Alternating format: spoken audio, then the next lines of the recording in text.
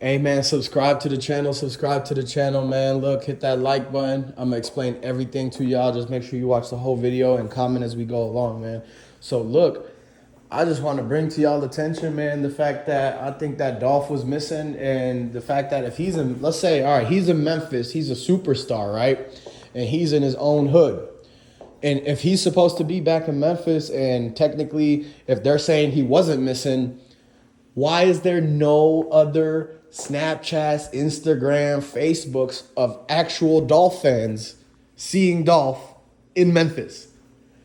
How come we don't get any videos from no Dolph fans? No Dolph fans have posted any video saying they saw him on November 15th, 16th, or 17th. I'm just calling out the BS just due to the fact that you can't just say, hey, this rapper, superstar, famous person, literally worth hundreds of millions, right? Comes back to their hometown that they lived in for so long.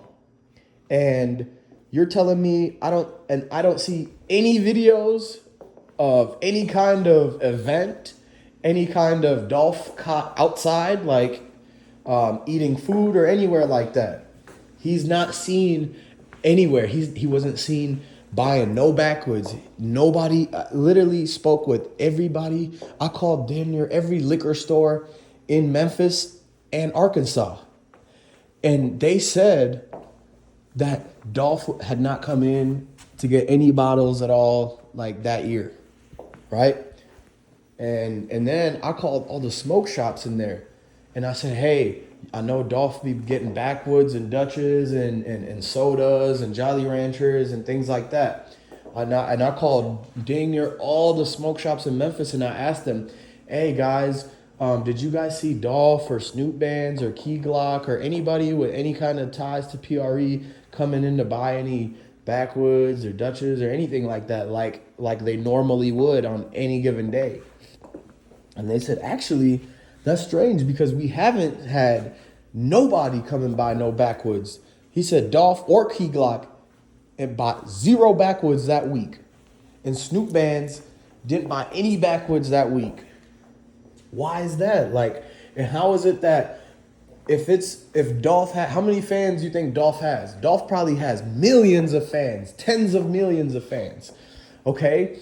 And so when somebody's famous and popular like that, they become popular in the place that they grew up at first, right? So wherever you're based out of or wherever you grew up first, that's the place that's gonna get you popping first. That's the place you're gonna have the most fans, right, in your hometown. So if Dolph has the most fans out of any Memphis artist that is in Memphis, right? There's more Dolph fans in Memphis than there are Yo Gotti fans, and that's just a pure facts. That's pure facts, right? We all notice. So if there's more Dolph fans, how come not one single Dolph fan came out and said, we tried to find Dolph, we seen him at this street, but we couldn't, or we seen Dolph's car and we tried to follow it to take a picture, and no. You don't see anybody taking no pictures with Dolph. Dolph was not outside anywhere. The only recollection we have is that gas station and the Makedas cookie. So Dolph is his own person. He can make his own decisions. He can go take pictures of people if he wants. He can go buy backwoods if he wants. He can go to the liquor store and buy a bottle. So if Dolph is his own boss and can go to the liquor store and buy bottles and backwoods and all that and stuff, soda for his drink and Jolly Ranchers for his drink and ice.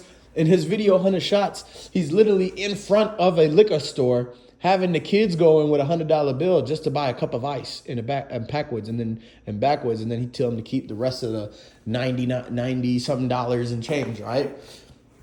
So how is it that Dolph back then is at liquor stores, at smoke shops, getting items, purchasing items, but then this Dolph, he's not. They're saying he didn't go to no liquor stores. He didn't smoke no backwoods. He didn't get a sip of Henny that week. And he normally would. They say they normally see him at least 2 to 3 to 4 times a week there. When he's in Memphis, he's at least there like almost every other day, right? So what what was going on that kept him from actually being able to go to liquor stores, to being able to go to smoke shops, because he was supposed to do a scene in a couple of them. He was supposed to do a scene with the Douce bottles and pouring them out because of the Jay-Z situation. And the Ace of Spades bottles. He was going to buy Ace of Spades bottles and throw them in the dumpster and then pass out water to the homeless people, because he's saying that they're taking the water that he could be passing to the homeless people and instead putting it into the Ace of Spades just to poison you. You see what I'm saying? Like, y'all got to open your eyes, man. You are back. You are falling. You have fell back if you just didn't get that part right there. So as I move forward, man, that is just goes to show you more evidence that somebody had literally took Dolph. Like, they stole Dolph, or they must have kidnapped him or hid him in the car, and basically he was asking, go to the liquor store, go to the I need to get my backwoods, I need to go get the drink, I need to go get the ice for my cup. They're not letting him, because they're telling him, no, you're kidnapped now. Like, you thought you were going to come with us for this reason, but now we're not letting you out of the car. We're taking you over here to the Ruth Chris and doing what they did to eventually end up dragging him into the Makedas after all that whole situation overnight. Now, man, it's a coincidence, and y'all need to just look at the facts, man. I'm coming with the pure facts. Nobody saw him. Dolph was in Memphis, allegedly, but nobody sees him in Memphis. So, but then if he's driving camo cars in this, like, they want you to believe in the picture that they say that he drove his Corvette there camo. How is it he's seen that day and not any other day? What happened on the 14th of November? Did anyone know where Dolph was that day? How about the 15th? How about the 16th? No, they just want you to only think about the November 17th, because I guess apparently to them, no other days exist in the world other than November 17th. So they're just trying to tell you, oh, don't put Dolph and the day before in your thoughts. Don't put November 16th and Dolph in your thoughts. No, only think about November 17th and only speak on the little pictures we showed you. They don't want you to think for yourself and to think about how something could have happened to Dolph before that day, and that the information they released about that day was falsified and only pretty much created and structured to go along with a certain narrative that could have been created by a particular individual. So y'all got to understand that they're playing mind games with you. This stuff is easy to them. They've been doing it for years, and y'all just falling for it. Y'all gobbling it up, eating it up. So it's people like me who got to come in here and tell y'all, no, hey, look, this is how it really is going, man. This is why they're doing the things they are. You have to question the fact that they only want to tell you information about November 17th only to keep you from figuring out the real information that came from the days before on the 15th and the 16th, right?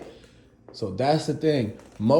Don't forget, once a crime or something happens, a tragedy, it doesn't matter what happens afterwards. Basically, everything that happens afterwards can already be figured out because it's real time. You can actually track these people in real time.